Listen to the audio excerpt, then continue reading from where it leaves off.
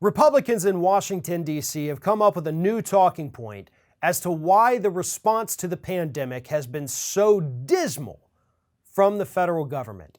And that talking point is that the Democrats were too distracted by impeachment to do anything about it in the early days. The Democrats put us so far behind the eight ball that now we're having to play catch up. And thank God President Trump is out there catching up for us, these Republicans say. Now, first and foremost, this is not true. There are reports, there is evidence that Democrats all the way back in that last week of January, while impeachment was still happening, were asking Alex Azar for updates on this. They were monitoring this. They were working on this. They were paying attention to this, as were some Republicans.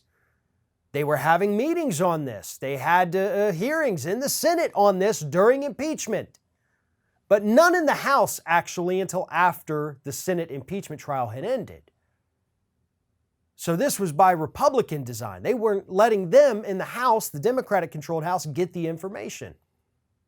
So that's the truth of the situation. No. The response from the federal government did not suffer because Democrats were obsessed with impeachment. Now, here's the second part of this. What I just told you doesn't matter. All the instances of Democrats back in January demanding hearings, wanting answers from this administration, taking it seriously, that doesn't matter because that's not going to come out in the talking points. Republicans already jumped on this issue. They framed it the way they wanted, and that is going to be the talking point that we're going to have drilled into our brains from now until November. And I have to be honest, that's a winning message because it shows two things.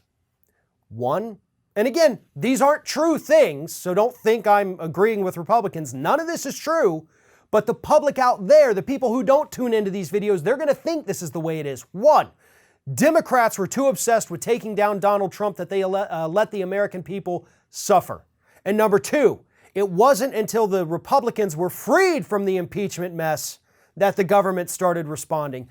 Democrats tied their hands. Democrats hate Trump so much that they let people die from this pandemic. Again, none of that is true. But that is what they're going to say, and that talking point absolutely is going to resonate with the American public. Because even if Democrats go out there and try to get ahead of this message and they say, no, this isn't true. We have this evidence of this meeting. We have these letters that we sent all the way back in January. We were taking it seriously. Fantastic. Good for you, Democrats. Republicans already got in front of this, though. Fox News isn't going to be talking about these meetings the Democrats had back in January. Donald Trump's not. He's going to start repeating this every single day from now until the election, folks. This is the kind of misinformation we are up against. And we can talk about the truth.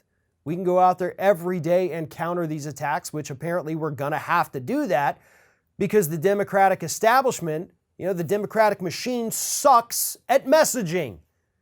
They suck at coming up with actual coherent messages.